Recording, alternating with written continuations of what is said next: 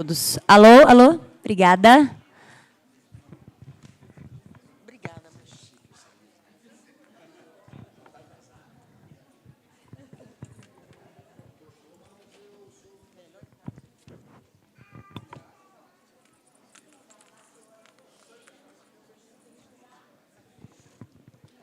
Oi, boa noite. Mais uma vez, aí, desculpa por esses atrasos, enfim.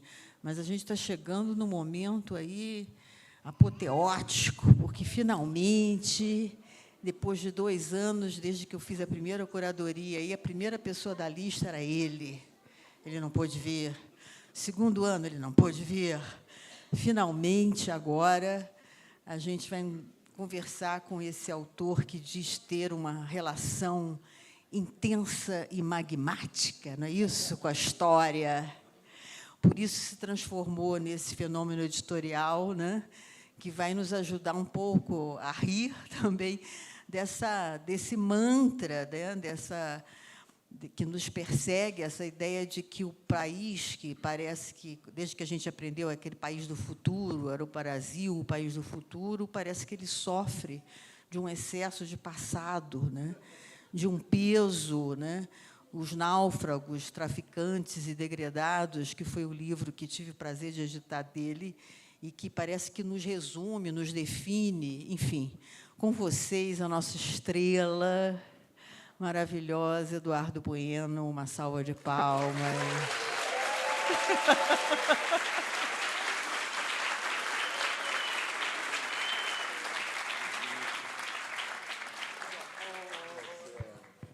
De novo. E para mediar duelar com ele aqui, para contê-lo, porque senão a gente não precisa de ninguém para contê-lo, a nossa querida, esperta, talentosa Cristina Serra.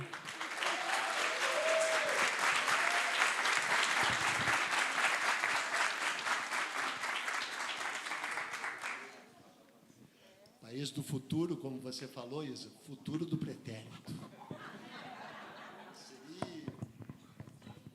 Gente, boa noite. Olha o desafio, olha a situação em que a Isa Pessoa me colocou. Bom, Eduardo Bueno, Peninha, posso dizer que é meu colega, somos jornalistas, né? No tempo que existia isso. Boa. Esse é um tema, esse é um bom tema. Falar de Eduardo Bueno, jornalista, tradutor, escritor, best-seller. Só a coleção Terra Brasília vendeu mais de 1 milhão de exemplares, enfim. E quem ganhou a maior parte do dinheiro foi a Isa. Por isso que se veste assim tão bem. Uma carreira vitoriosa. Essa minha roupa é alugada. Aluguei. Não, elegantérrima, sempre.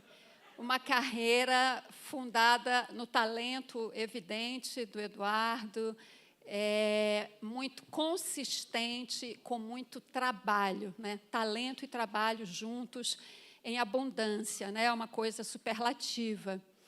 Agora, eu diria que o Eduardo é, acima de tudo, um sedutor de grandes plateias, e essa plateia aqui é a prova disso. Quarto 11, 21. Enfim, gente, vamos começar, né? Vocês estão aqui doidos para ouvi-lo, e como a Isa já adiantou, é um papo, sobretudo, sobre história, que é a isso que o Eduardo se dedica, é a paixão dele, né? É trabalho e é paixão, sobretudo. Então, náufragos, traficantes e degredados. Gente boa. Gente boa, né? Que nos formou aqui, né? A nossa origem aí, enfim. O Eduardo quer uma dinâmica diferente dos outros papos aqui anteriores, ele quer falar um pouco. Ele quer falar o tempo inteiro e você só ouvir. Então, a gente vai... Até ele vai às falar 9 um da pouco. noite. A Marta me disse que ela rende melhor depois das 9 da noite. Estava marcada a palestra dele para as 18, mas ela pediu para entrar às 21, então eu tenho de agora até às 21 para falar. Pronto. Então, o Eduardo vai falar um pouco, depois a gente conversa um pouquinho, tem umas histórias aí dele que eu quero puxar o fio da meada, e depois, evidentemente, a gente abre para vocês, que eu sei também que vocês estão doidos para participar desse bate-papo. Eduardo Bueno, senhoras e senhores. Pode aplaudir de novo. Vocês não precisam se cansar de aplaudir. Bom, como a Isa falou, tem uma ligação intensa e magmática com a história, e é verdade. E ela começou com 6, 7 anos de idade, quando eu comecei a ter flashback de uma vida passada no Antigo Egito. E pior é que é verdade.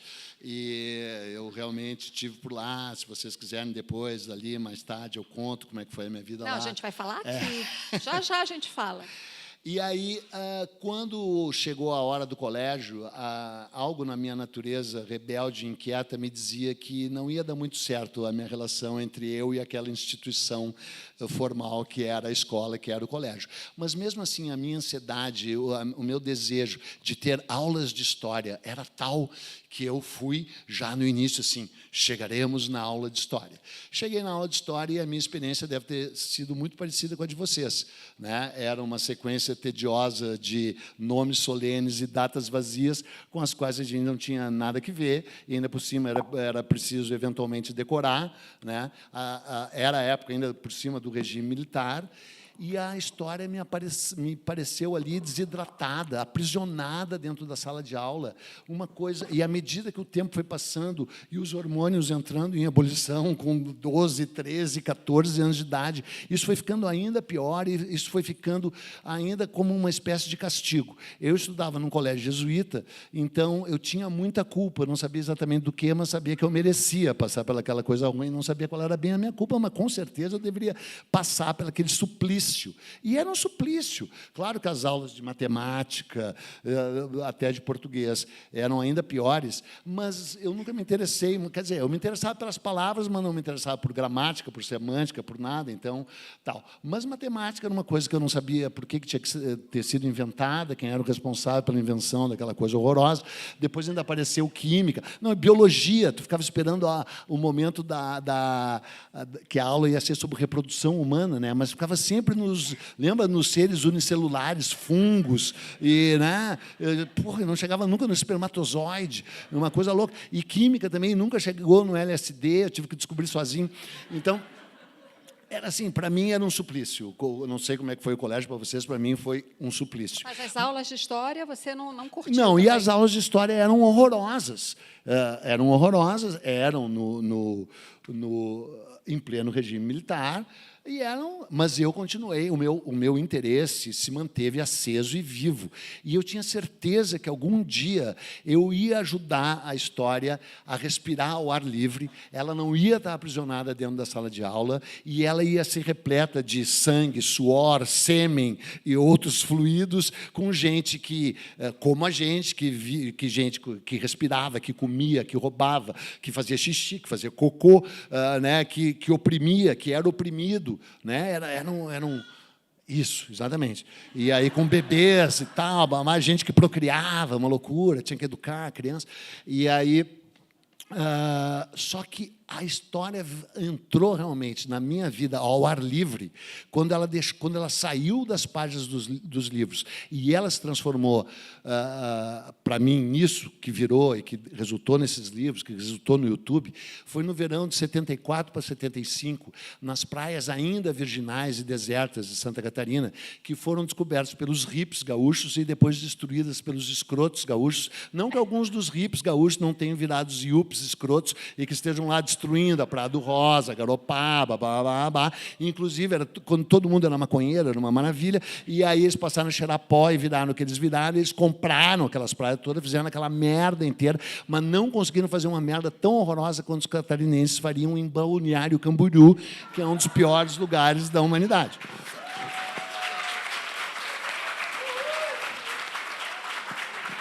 Você viu as praias e pensou o que os portugueses acharam quando chegaram aqui? Um pouquinho antes. Eu cheguei naquelas praias e aí, com a ajuda das ditas plantas de poder, ervas sagradas e hongos e tal, os cogu, né?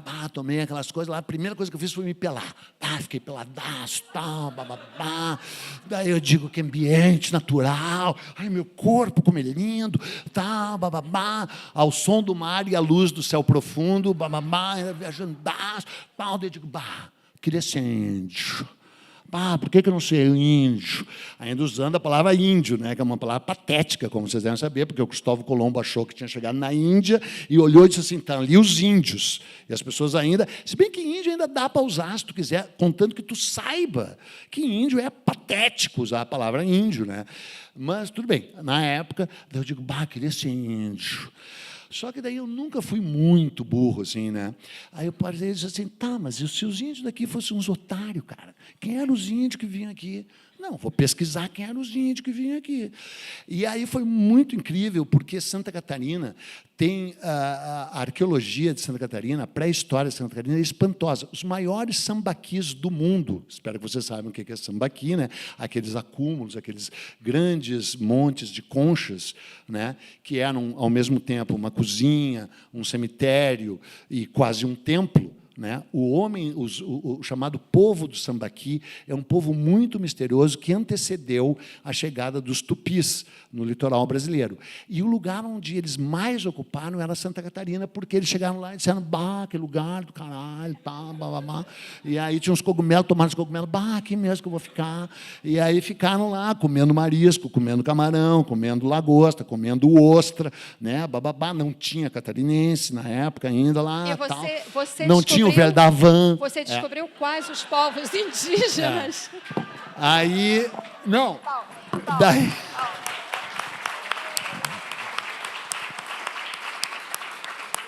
Aí eu descobri que existia uma coisa chamada Museu do Homem do Sambaqui, que na época podia chamar do Homem do Sambaqui. Agora mudou para Museu da Mulher do Sambaqui, e depois vai ter o Museu do Gay do Sambaqui. Porque é uma injustiça não falar do gay do Sambaqui, né? Não, então agora pelo menos se chama Museu do Povo do Sambaqui, que é mais apropriado, né? Assim, até porque as mulheres tiveram uma grande participação em toda a história da humanidade e certamente no Sambaqui. Aí era um padre chamado Arlindo Horn, que era um padre jesuíta do mesmo colégio Anchieta lá que eu tinha estudado, e era um padre reacionário, que, aliás, vou ter que abrir um pequeno parênteses, que eu vou falar até às 9, porque a Praia do Santinho, vocês já ouviram falar na Praia do Santinho, né? A Praia do Santinho, já ouviram falar na Praia do Santinho ou não, porra? Sim. E aí tinha uma estátua, uma estátua de pedra que era sagrada para os indígenas e que continuou sendo sagrada para os açorianos, pescadores ali. E, em 1949, esse padre, ao qual, na verdade, a gente deve muito, mas também deve o seguinte, ele disse que era uma idolatria e tirou dali aquela estátua, e aí só deu merda, os peixes pararam de vir, e o povo se dirigiu com archotes e tridentes à Bastilha para matar a porra do padre, crucificá-lo, porque ele tirou aquela pedra sagrada de lá. E o santinho sumiu. O padre deu fim ao santinho. Mas isso eu só descobri depois, não pude dar porrada no padre naquela época ainda. Aí cheguei lá e encontrei o tal padre Arlindo Horn, e eu tinha 17 anos de idade, cabelo até aqui, uma coisa de fumaça, assim, padre, qual era do homem do Sambaqui? Os homens do Sambaqui se drogavam também. Não foi assim. Mas eu cheguei lá e o meu interesse era intenso, era vibrante. Era assim. Isso aconteceu com muitos lugares, porque dos 17 aos 19 anos de idade, eu fui na casa do Sérgio Buarque de Holanda, fui na casa do Florestan Fernandes, fui na casa de um monte de cara, batia na porta e dizia, preciso saber, preciso saber. E os caras, de início, assim, se espantavam, mas depois descobriram que era uma pessoa tão incrível, tão fantástica, tão admirável, que eles acabavam recebendo, porque seria menos perigoso me receber do que não me receber. E aí, mas o que no Museu do Sambaqui deu assim ainda um existe, clique? Porque é o seguinte, o homem do Sambaqui, ele veio anteriormente aos povos tupis. Aí eu estudei o Sambaqui, que é muito importante, eles foram destruídos grandemente, eles foram usados para fazer cal, os catarinenses estão cagando para os sambaquis, vocês também estão, não é? Só existe um enorme Sambaqui em Jaguaruna, tal, bababá. Mas o Sambaqui, absurdamente, foi esquecido e está desprezado, e ele foi muito importante no início do estudo da arqueologia e da antropologia no Brasil, no final do século XIX. Ele espantou todos os grandes cientistas e exploradores que vieram para o sul do Brasil e em Cananéia.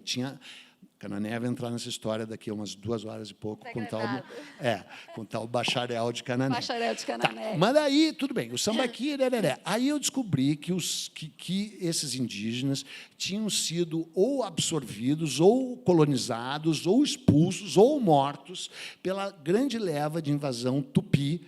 Os tupis guaranis invadiram as praias brasileiras com grande violência e domínio a partir do ano 0 da era cristã. Quando os portugueses chegam aqui, eles encontram os tupis ocupando todo o litoral brasileiro, do Maranhão, junto com a família Sarney, que já estava ali,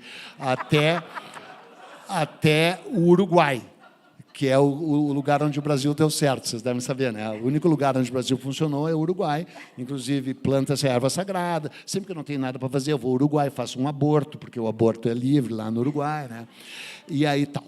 E aí, bom, aí pensei que ia agradar mais a piada do aborto. E aí os tupis invadiram e conquistaram com grande violência esse lugar, expulsando para os rigores do agreste não apenas os povos dos sambaquis, mas também um outro povo que a gente chama de tapuia. Sabe o que quer dizer tapuia? Tapuia quer dizer o outro. Tupi quer dizer tupi or not tupi. Tupi quer dizer o povo. Os tupis se sentiam assim, se achavam os pica das galáxias. E eles eram o pica das galáxias.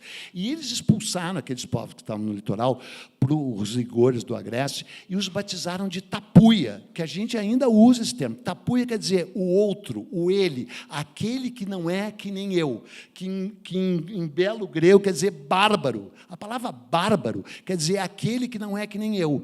E já está introjetada a ideia, aquele que não é que nem eu e, portanto, é inferior a mim. Bárbaro quer dizer quem é inferior. Aí os portugueses chegam aqui. Chegam aqui e encontram esses tupis. Tupinambá, Caeté, Tabajara, vários outros povos.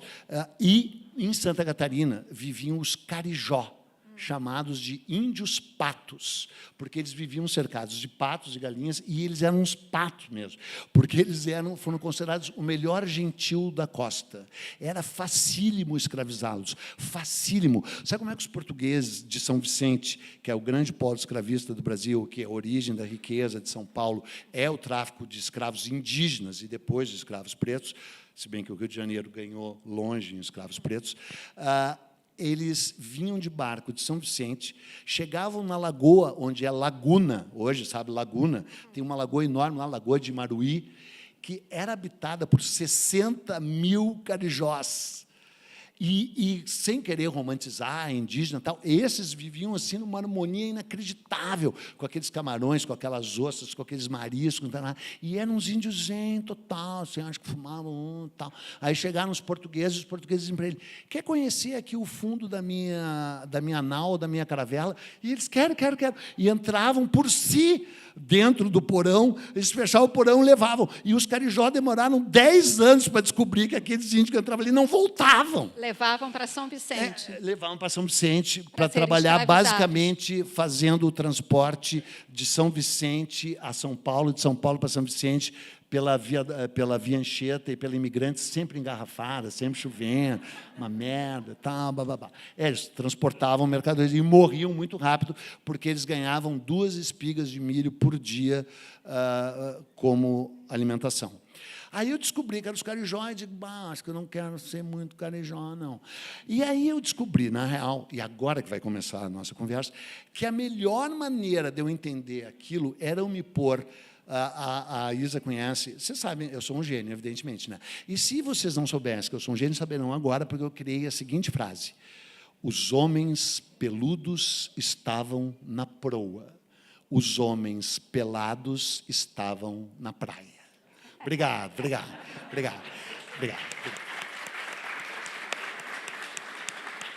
Os homens peludos, porque só tinha homem, estavam na proa, e os homens pelados estavam na praia. E aí eu digo: cara, eu quero entender esse momento, esse encontro, o que aconteceu nesse encontro. Só que isso virou uma obsessão tão grande que eu estudei esse encontro do Alasca à Patagônia. Mas o que me interessava era em Santa Catarina.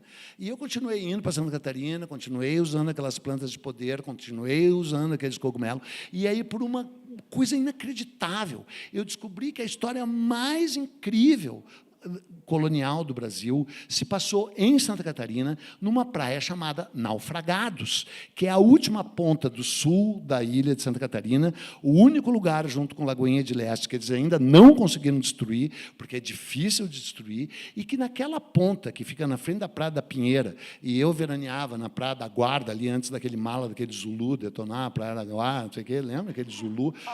Foda-se o Zulu. Ainda fazia coisa, tinha uma postagem, venham aqui para a Praia da Guarda, que hoje é uma bosta monumental, cheia de gente. E aí não tinha ninguém, nós era dono daquela merda. Ela não era Marta Medeiros. Nós era dono daquela merda, era nosso. E o pior é que não sei se vocês leram aquele livro A Praia, leram ou sabem do filme A Praia, com Leonardo DiCaprio. A gente achava que a gente ia construir um novo mundo ali. Todo mundo pelado, só deu merda numas comunidades horrorosas e tal, e eles viraram tudo bolsominion lá naquela merda, aquela Praia do Rosa, que deveria ser riscada do mapa. Aí o... Deu ruim. Deu ruim. Deu ruim. Mas Naufragados ainda sobrevive. E o que aconteceu foi que, em 1516, naufragou uma expedição ali, vinda do Rio da Prata. E esses caras, muitos morreram, e 8 sobreviveram, e foram acolhidos pelos Carijó, na praia de Naufragados, no sul da ilha, e ficaram vivendo ali 8 anos. E, durante esses 8 anos ininterruptos, os indígenas diziam para eles que, se eles estavam interessados em ouro e prata, tinha um lugar que tinha ouro e prata para caralho, onde um povo muito rico, com roupas têxteis mais lindas que a da... Como é o nome do bordado ali mesmo? A Bianca. Com roupas mais lindas que a Bianca, com roupas inacreditáveis, têxteis, coloridas, com cidades incríveis, que comiam em pratos de ouro com talheres de prata, no topo de montanhas sempre nevadas, com muito ouro e com muita prata. E era fucking truth, era o Peru, era o Império Inca. E que não apenas esse... Olha, minha barriga arrebentou. Mas é a culpa dessa comida aqui, é a culpa daquele feijão tutu vegetariano que tu me fez comer. Eu não carne, eu só como humana e viva, de preferência se mexendo. Mas daí me deram um feijão tropeiro sem tropa. E aí, mas dá peido igual. E aí Os incas. Os incas. Os caras diziam assim, viu por que precisa de mediador? Já justificou o salário dela. Aí os caras disseram, cara, não só existe esse lugar, como tem uma trilha gigante, uma freeway, que leva daqui até lá, o tal Peabiru, que eu espero que vocês, na ignorância constrangedora de vocês, já tenham ouvido falar na porra do Peabiru. Se não ouviram, vão comprar o meu livro, Náufragos, Traficantes Degradados, vão comprar Capitães do Brasil e tal. Aí, porque o Rio da Prata chamava Rio da Prata, porque os portugueses tinham chegado lá em 1500... Vou ter que abrir um mini parênteses. Assim, os portugueses chegaram aqui e dizendo, cadê o ouro, cadê o ouro, cadê a prata, cadê as especiarias, cadê o cravo, cadê a canela, cadê a pimenta? E não tinha merda nenhuma aqui, a não ser árvores de pau-brasil. O Américo Vespúcio veio para cá em 1502 e disse, navegamos por essa terra 14 meses e não encontramos nada de metais preciosos nem de especiaria, uma merda de um lugar que só tem pau-brasil. E aí a gente vai chegar nos traficantes de pau-brasil pelas 10h30, mais ou menos, porque ainda tem os náufragos ainda, que nem começou os náufragos ainda. Aí eles vão procurando o fim do continente, e em 1514 entram num lugar que eles acharam que era o fim do continente, porque a foz do Rio da Prata é tão grande, que eles acharam que tinha acabado aquele lugar. Eles entram e aí encontram indígenas da nação charrua, que tem um machado de prata. E eles nunca tinham visto, desde a chegada do Colombo, em 1492, nada de metal precioso nesta merda de Novo Mundo. E tudo que eles queriam era ouro e prata, ou especiarias. Não tinha especiarias e não tinha ouro e prata. Aí eles encontram um machado de prata, por isso que a porra chama Rio da Prata. Essa é a origem do nome Rio da Prata. E aí os portugueses chegam assim, esse machado aí, bonito esse machado. De onde é que veio esse machado? Aí eu não estou nem interessado nesse machado, mas onde é que veio esse machado? Aí o charrua, o índio charrua, o Luizito Soares, esse machado veio de uma civilização muito rica Fora no topo de bababá, que se viesse com mais bonita que a Bianca, bababá, e come... E os portugueses, puta que pariu. Aí eles vão voltando para Portugal e naufragam em Portugal, não chegam, e a história meio que se perde. Em 1516, 2 anos depois, os espanhóis chegam e descobrem a mesma história. Caralho! E como é que chega lá? Ah, tenta chegar aqui pelo Rio da Prata. Eles avançam pelo Rio da Prata, mas o Rio Paraná, quando eles se põem no Rio da Prata, a foz do Rio Paraná tem 32 braços. Né? Não sei se você já for, perto de Buenos Aires, ali um lugar chamado Tigre. Eles, pô, qual é dos 32 braços? Aí eles voltam e naufragam. Quando eles naufragam, os indígenas de Santa Catarina contam para eles a mesma história. E nesses 8 anos que eles ficaram, eles construíram umas puta canoa indígena, e então eles iam até São Vicente, que daqui a pouco a gente vai descobrir que São Vicente já existia, São Vicente já era um polo escravista, São Vicente já era escroto pra caralho. Essa Baixada Santista é um lugar assim meio do mal, lamento informar. E aí... é verdade. E aí, os indígenas de São Vicente e do Paraná e de Santa Catarina contavam a mesma história. Deus quer dizer, não, nós vamos ter que ir para esse lugar. E aí, em 1524, fez 500 anos redondos o ano passado, eu apresentei esse projeto para o governo do Paraná. Aí o governo do Paraná disse, legal, vamos fazer. Aí eu gravei um vídeo lá no meu maravilhoso canal e disse, o Ratoeira Júnior, o Ratazana, o Rato Sênior, porque imagina, tu ser filho do Ratinho, tu ainda ser Ratinho Júnior, nem para rato mesmo tu serve. E aí, surpreendentemente, me mandaram uma coisa, cancelado o financiamento do teu projeto de R$2 milhões. Aí perdi R$2 milhões, mas não é a primeira vez que eu perco R$2 milhões, e a verdade vale muito mais que R$2 milhões, né? Muito obrigado. Portanto, foda-se a Ratazana Júnior. Mas vamos voltar para os náufragos. Isso aí. Aí eles partiram em 1524 e foram a pé até Chuquisaca, na Bolívia. E o cara que liderava chamava Aleixo Garcia, e mais 3 outros caras, com 2.000 indígenas Guarani. E Guarani quer dizer guerreiro. A palavra Guarani quer dizer guerreiro. E os Guarani tinham uma hora inveja, ódio e raiva dos Inca, que eram muito mais desenvolvidos que eles e que já tinham enchido eles de porrada, e eles, os Inca, de porrada também, quando a briga era no Paraguai. O Paraguai é a essência da nação Guarani, né? Porque quando eles partiram da Amazônia, a nação Tupi-Guarani, os Tupis ocuparam o litoral e os Guarani ocuparam o Chaco, o Mato Grosso, o Pantanal e o Paraguai. Criaram a Comebol, tal, babá. E aí começaram a falsificar coisas e tal. E aí vender cigarro, falsificar e tal. E aí tinha muita briga entre Guarani e Inca, muito mais que vocês imaginam. E aí eles vão até a Bolívia e descobrem que a Bolívia é rica pra caralho. E dão um monte de porrada nos Incas e começam a voltar com 30 baús de ouro e prata em 1526. A viagem, eles demoraram. Era uma barbada a viagem, falando sério, era uma barbada. Bem mais barbada que aquela que você quer que eu conte. Tu saía de São Vicente, tinha 3 vertentes o caminho, tá? O caminho saía da ilha de São Francisco do Sul, espero que vocês conheçam, que é a fronteira entre o Paraná e Santa Catarina, saía de Cananéia, que era a vertente principal, e saía de São Vicente. De São Vicente, ela subia a serra, chegava na Praça da Sé, em São Paulo, e da Praça da Sé, em São Paulo, saíam 5 peabirus. São Paulo se tornou o que São Paulo é, porque São Paulo é a capital geográfica do Brasil. Como é que os humanos chegaram na América? A pé, pelo Estreito de Bering. Vieram caminhando, entraram, cruzaram há 10 mil anos atrás, e se supõe que há 9 mil anos atrás, todo o continente, todo o território que ia do Alasca à Patagônia, já estivesse ocupado. Por quê? Porque tinha gente na Patagônia. E se tivesse lugar na Bahia, o cara não ia estar morando na Patagônia, né? O cara ia estar morando na Bahia ou no Rio de Janeiro, né? Que era mais quente e tal. Então, já estava ocupado, os caras tiveram que morar na Patagônia, né? Então, estava tudo ocupado. Tinha, assim, tipo 10 milhões... Cala a boca de rir aí.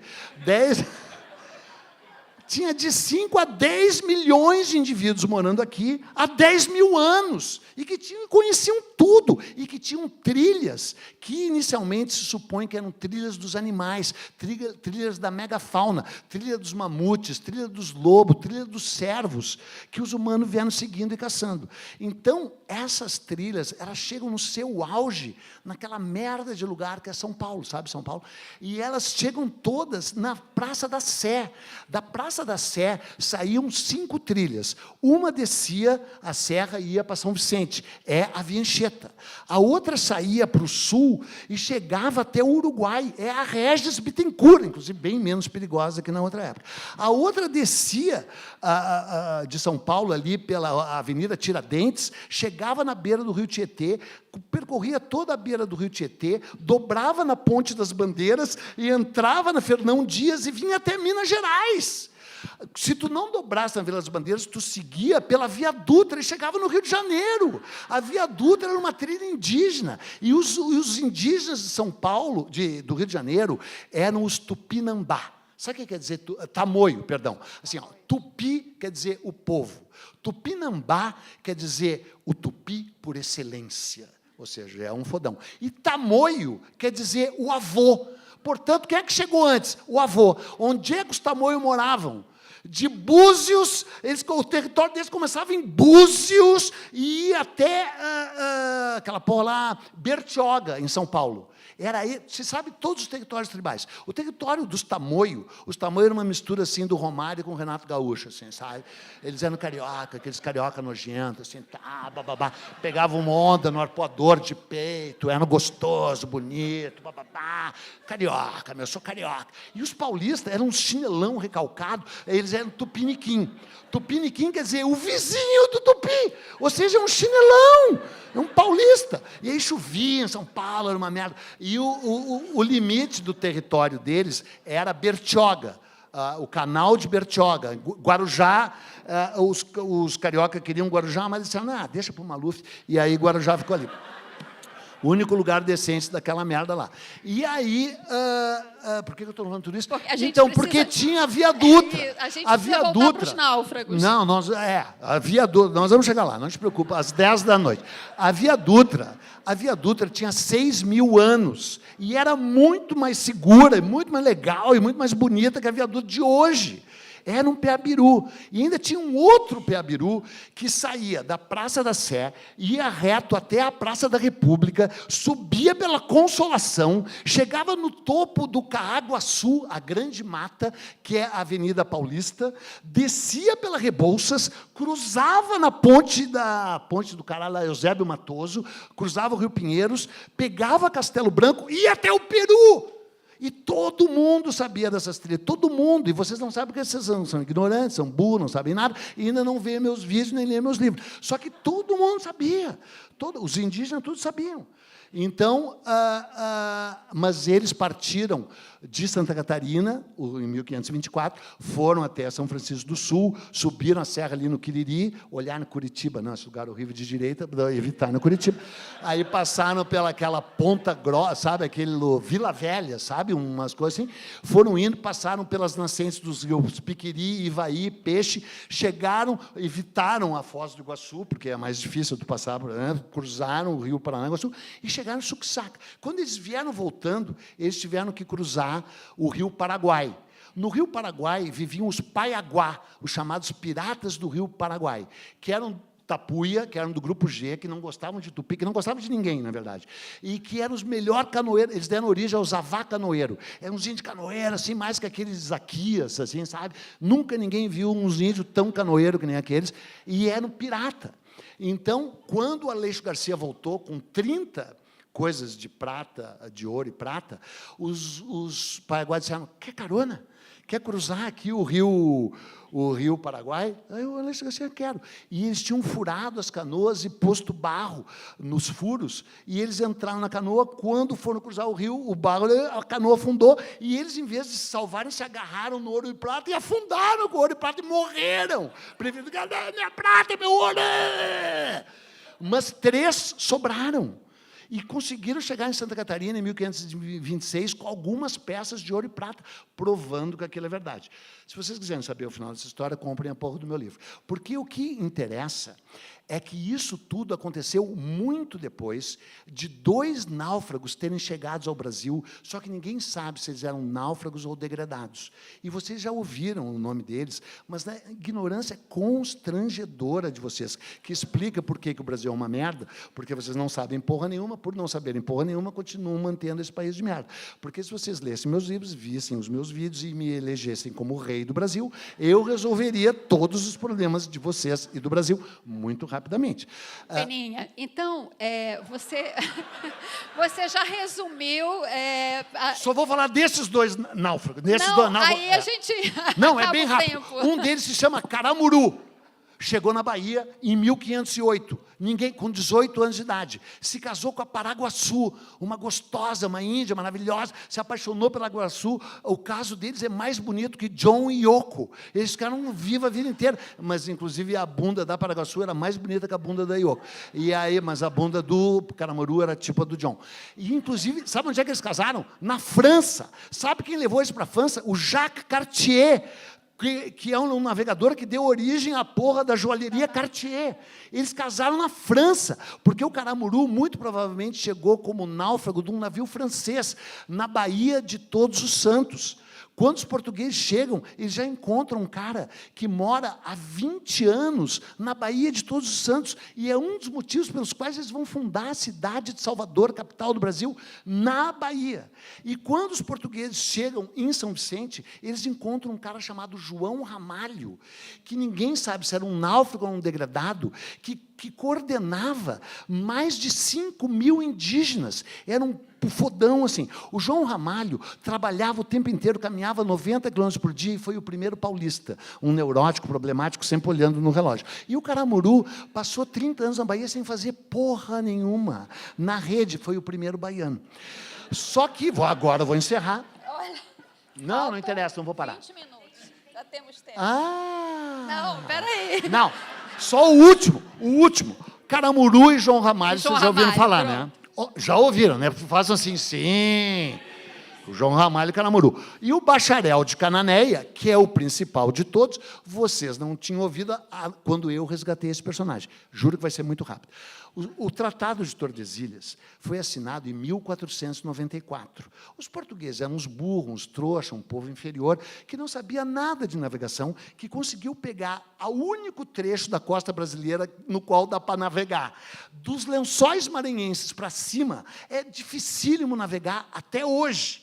E aí eles deixaram para os espanhóis e para a família Sarney. Eles disseram, não, nós não vamos brigar com o Sarney. Repetir a piada, mas é verdade. Então, eles pegam dos Lençóis Maranhenses até Cananéia, em São Paulo, litoral sul de São Paulo. Ali passava o Tratado de Tordesilhas. Só que os portugueses empurraram até Laguna, que a Laguna é o último lugar onde tem um porto natural. De Laguna, em Santa Catarina, a Punta del Este, no Uruguai, se estende a maior costa retilínea do mundo. É uma linha reta horrorosa, sem nenhuma baía, nenhuma reentrância, nenhum porto natural. Porque Deus não queria nem que as pessoas chegassem ali, porque ali é lugar de gaúcho. Sabe? Não vai lá. Então, é um mar cor de Nescau, horroroso, frio, uma merda. E vocês têm que ter muita compaixão do gaúcho, porque a Marta Medeiros e eu nascemos ali, os nossos pais nos levavam crianças para Tramandaí, para Imbé, o pior praia do mundo, bota o pé assim, gelado. E não tinha uma baía, era um mar de Nescau, tu entra, a sunga fica encardida, tem que jogar fora, só dá para usar uma vez a sunga e o maiô, quem entra no mar do Rio Grande do Sul. Quando os portugueses chegaram ali, disseram, puta que pariu, é foda navegar aqui. Era muito difícil, até hoje é. Então, eles empurraram até Laguna. Mas o lugar era Cananéia. Quando Martim Afonso de Souza chega em Cananéia, por causa do Peabiru, por causa da história do Aleixo Garcia, ele chega e encontra um cara, em 1531, que diz para ele, estou morando há 33 anos aqui. Daí faz a conta rápida aí. Ele chegou em 1498, porque em 1498 teve uma expedição secreta dos portugueses que deixaram um degradado lá em cima no Maranhão, que foi comido pela Rosiana Sarney, e e desapareceu sem deixar traços, e um em Cananéia. E quando eles chegam em Cananéia, eles encontram o coronel Kurtz. Vocês viram o Apocalipse Now? O cara era um Marlon Brando, cara, de cabeça, assim, tinha totalmente enlouquecido, tinha tomado um monte de cogumelo, blá, blá, blá. Mas ele tomou o cogumelo ruim, eu tomei o do bom, fiquei assim uma pessoa do bem. Ele tinha um exército de 5.000 indígenas, e ele e o João Ramalho inventaram a escravização indígena, que foi a primeira fonte de renda de São Paulo. Né? Então, esses 3 náufragos... Não, o bacharel era degradado. E os outros talvez fossem degradados ou náufragos. Esses caras que deram origem à ocupação do Brasil. Aí vão vir os traficantes, juro que é uma frase, porque quando descobriram o pau-brasil, o rei privatizou. O rei primeiro estatizou o pau-brasil. Disse, só a coroa pode explorar o pau-brasil, única riqueza que existia no Brasil. Mas os portugueses estavam totalmente interessados na Índia, que tinha dinheiro para caralho, ou na África, onde tinha escravo, o Brasil era uma merda. Então, ele disse assim, vou privatizar. E privatizou o tráfico do pau-brasil, entregando ele para um cara chamado Fernão de Noronha, que vocês, na ignorância de vocês, conhecem como Fernando de Noronha, que era um cristão novo, judeu convertido, riquíssimo, o 3º homem mais rico de Portugal, que tinha ligação com a família Figuer, que era a família mais rica, os monopolistas da prata, do Tirol, uns alemães, austríacos, tinha ligação com bancos ingleses e que privatizou o pau-brasil. Então, o pau-brasil foi o primeiro produto estatizado, o primeiro produto privatizado, e só ele podia explorar o pau-brasil. Aí foi o primeiro produto contrabandeado, porque daí os caras viram, tá bom, o Brasil inteiro viraram traficantes de pau-brasil. E aí, o livro se chama Náufragos, Traficantes e Degradados, só para vender, porque vocês são trouxas, porque os degradados só vão chegar depois, em 1532, e aí vão fazer muita merda, mas isso vocês só saberão se comprarem meus livros. Muito obrigado, até logo.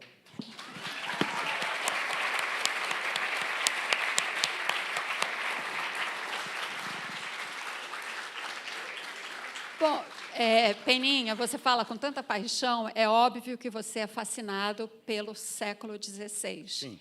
E você está falando de conflitos, né? Isso aí é o nascedouro dos conflitos que, de certa forma, ou nem precisa o de certa forma, são conflitos que reverberam até hoje. Com certeza. Então, aproveitando o mote do sempre antes na história desse país, né, como é que você vê o Brasil hoje, quando você olha para trás e vê que o país nasceu a partir desses conflitos? Sim. Belíssima pergunta, eu responderei no mínimo 1 hora. Esse período do Náufragos, Traficantes e Degradados, que a Isa e o Roberto Feite ficaram lá, porque ninguém falava dessa porra, né, cara? Ninguém. Só os livros do Sérgio Buarque de Holanda e do Jaime Cortesão que falavam disso. Eu resgatei essa história. Mas isso é quase uma pré-história oficial do Brasil. O Brasil vai entrar mesmo no circuito da história quando o rei Dom João III, filho do rei Dom Manuel, que era um imbecil, o Dom João III, tem um assessor dele, que diz assim, cara, o Brasil, os franceses estão a 1 passo de ocupar o Brasil, porque quem ganhou todo o dinheiro com o pau-brasil foram os franceses. Os tais traficantes eram franceses, porque tinha dado uma revolução na moda francesa, e o vermelho era a cor da moda. E o vermelho era um corante que vinha asiático, que era uma fortuna, assim, era da Osklen, sabe? Assim, era do Metsaval, lá, não dava para comprar. E aí os caras descobriram o corante brasileiro, que era trisnelão, era assim, genérico, né? E aí criaram assim lojas Marisa, Renner, tal, vender roupa prêt-à-porter, assim. E os franceses que estavam ganhando tudo isso. Aí esse assessor chegou e disse assim, cara, nós vamos perder o Brasil, é preciso ocupá-lo. O rei disse, não tenho dinheiro. Então, privatiza. Aí dividindo o Brasil em capitanias hereditárias. Capitanias hereditárias foi um negócio caracu. O rei entrou com a cara e o donatário completou a cerveja. O cara chamava, o cara assim... Eu vou imitar aqui, eu sou o rei, claro, e ela é a donatária. Cristina Serra... Você, baixa as calças. Cristina Serra, você acaba de ganhar um território maior que Portugal. Aí a Cristina Serra, sério? Sim, todas as capitanias eram maiores que Portugal. Aí a Cristina Serra dizia, que maravilha! E agora? E agora tu tem que ocupar, por lei, com o teu dinheiro, você tem que comprar os navios, uma nau custava um preço de um castelo, você tem que regimentar 2 naus, 3 caravelas, 2.000 colonos, e construir uma cidade, por lei. E você vai levar, os únicos assessores que você vai levar é o cara do judiciário e o cara da fazenda, que vão controlar as leis e os impostos. E dividiram aquele mapinha que vocês todos conhecem, sem perguntar para os indígenas o que eles achavam, o que eles não achavam. Né? Mas é tão louco que os portugueses eram tão inacreditavelmente... tinham uma visão geopolítica, quase geomântica, que aquela divisão é quase a mesma divisão dos territórios indígenas. É incrível, cara. É incrível. O Rio Grande do Norte é Potiguar, Pernambuco é Caeté, a Paraíba é Tabajara, o Rio de Janeiro é Tamoio. É incrível, incrível. Só que os caras chegaram, deu uma merda gigante, e a gente acha que as capitanias hereditárias acabaram. Né? As capitanias hereditárias vivem, porque as capitanias hereditárias deram origem ao grande latifúndio improdutivo, ao poder do terratenente, ao mandonismo, ao clientelismo, ao nepotismo, à corrupção do judiciário, porque o cara comprava o juiz que vinha com ele, e, acima de tudo, a lavoura canavieira. Foi assim, o único jeito de ganhar dinheiro era plantando o pó branco que vicia. Sabe aquela merda que tu faz umas carreiras assim? Não. Acho que até prefiro essa, do que o açúcar. O Brasil, só abrindo parênteses, é o Brasil que viciou o mundo em tabaco, açúcar e café. O Brasil é o país que vicia. O Brasil nasceu drogando o mundo com mão de obra escravizada, porque eles não conseguiram escravizar os indígenas para a atividade agrícola, porque na sociedade agrícola quem plantava era a mulher. Para um homem era muito melhor morrer do que trabalhar na lavoura. É a mesma coisa que você chamar um gaúcho de gay, assim, uma coisa que não existe, né? E aí o homem guerreava, caçava e pescava, e a mulher plantava. E eles não estavam acostumados ao trabalho em grupo. E na África, eles não só estavam acostumados à lavoura em grupo, como as working songs, trabalhavam ao som de canções, ritmadamente, papapá, papapá. E Portugal, que inventou o tráfico escravista moderno a partir de 1453, já tinha essa experiência. Então, trouxe a maior quantidade de escravizados da história da humanidade para o Brasil, para plantar a porra do açúcar. O Brasil, não, açúcar era caríssimo, era assim, 1 grama, assim, quando um rei morria, ele deixava 14 gramas, no século XIV, ele deixava 14 gramas de herança para o filho, e o filho tirava tudo na mesma noite, uma loucura. Aí, filho de rei, né? E então, valia muito, e o Brasil inundou o mercado de açúcar. O tabaco é uma planta brasileira que só existia no Brasil. Claro que existia no Caribe também, mas os tupis eram tão agressivos, que eles já estavam conquistando o Caribe. Quando Colombo chega, ele chega nas Bahamas e encontra um povo super pacífico, Arawak. E os Arawak dizem, Caribe, Caribe, Caribe. Por isso que chama Mar do Caribe. Caribe era como eles chamavam os tupis, e é a origem da palavra canibal, porque tupi comia gente. Tupi comia gente, de um jeito como nenhum outro povo do mundo comeu gente. Os tupi eram um banquete antropofágico, comeram o bispo Sardinha, vocês se lembram bem, né? E quem é que substituiu o bispo Sardinha? O bispo Leitão. Sacanagem, né? Era Pero Sardinha e Pero Leitão. Então, primo piatto, segundo piatto. Vai acabar, vai acabar.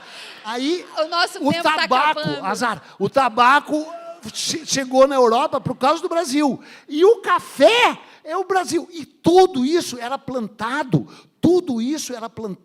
por mão de obra negra escravizada, que construiu essa porra desse país. 5 milhões de escravizados. E aí surgiu a bancada ruralista do Senado, esse bando de filha da puta do Centrão, esse bando de canalha, esse Hugo Mota, esse Renan Calheiros, que depois ficou bom, esse Arthur Lira, esse paraibano, alagoano, pau no cu, plantador de açúcar, usineiro, plantador de café, filho da puta, bando de filho da puta, que manteve esse país escravista, o último país do mundo, o último país do mundo a abolir a escravidão, o país que recebeu o maior número de escravizados na história da humanidade. É esta merda do país que a gente vive.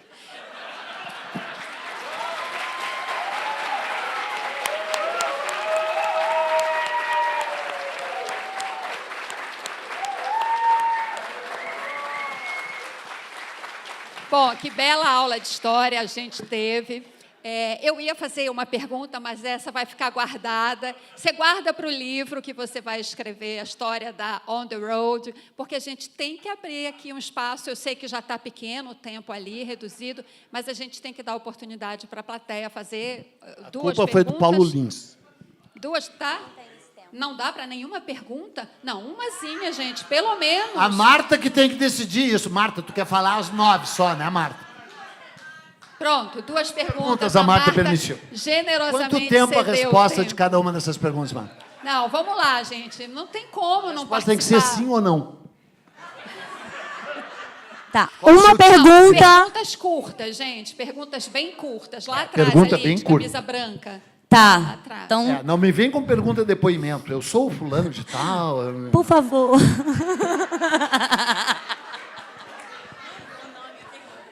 Marcos Freitas, parabéns pelo teu trabalho, muito bom. Queria saber da influência do Bob Dylan na sua vida. Isso dá umas 24 horas, né? É isso. Eu devo absolutamente tudo ao Bob Dylan, tudo. Eu ouvi o Bob Dylan a primeira vez no dia 8 de março de 1974. Então, 8 de março de 1975. Então, fez 50 anos nesse dia 8 de março agora, 50 redondo. E, por causa dele, eu fui catapultado para essas praias de Santa Catarina, blá, blá, blá, blá, porque eu falei que foi o verão de 74 para 75. Mas, na verdade, o verão de 74 para 75, eu passei em Tramandaí. Não, em Torres, que eu sempre fui rico, né? E aí, inclusive, nem gosto muito de pessoa pobre. E aí, Torres é a praia de rico. Mas daí era um horror com os pais, né? Encontrei a Marta Medeiros, fui embora. Aí fui para Santa Catarina em março. E lá, na verdade, eu tinha ouvido em Porto Alegre, mas daí eu fiquei tão enlouquecido, a turnê de 74 com o The Band. Eu ouvi aquilo me catapultou de um jeito que essa pessoa que vocês viram é tudo culpa do Bob Dylan. Foi assim, eu era bem tranquilozinho, assim, era meio tímido, eu sei que vocês não vão acreditar. E aí, quando eu ouvi o Bob Dylan, eu decidi que nunca mais ninguém ia mandar em mim. Eu seria o maior rebelde do mundo, eu ia dizer tudo que eu quisesse, eu ia fazer tudo que eu quisesse, eu ia ser totalmente incontrolável. Juro, eu decidi naquele dia. Aí eu fui para lá, tomei todas aquelas porcarias, e todos esses livros e todas essas ideias, eu tive todas ao som do Bob Dylan, eu ouço Bob Dylan todos os dias, o tempo inteiro. Eu vi 74 shows dele, eu li 84 livros sobre ele, eu venero o Bob Dylan. E uma salva de palmas para o Bob Dylan! Então, tudo é por causa Última dele. A Paula pergunta. sabe. Última pergunta.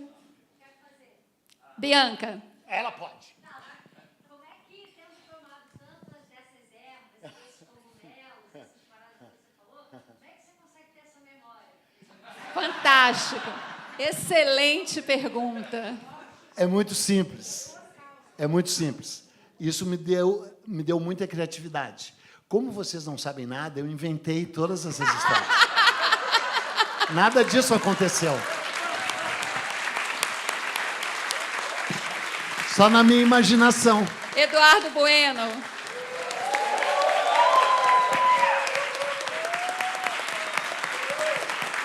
Podem comprar meu livro lá e eu autografo. Muito obrigada, em nome da FLIT, a presença de todos e todas vocês.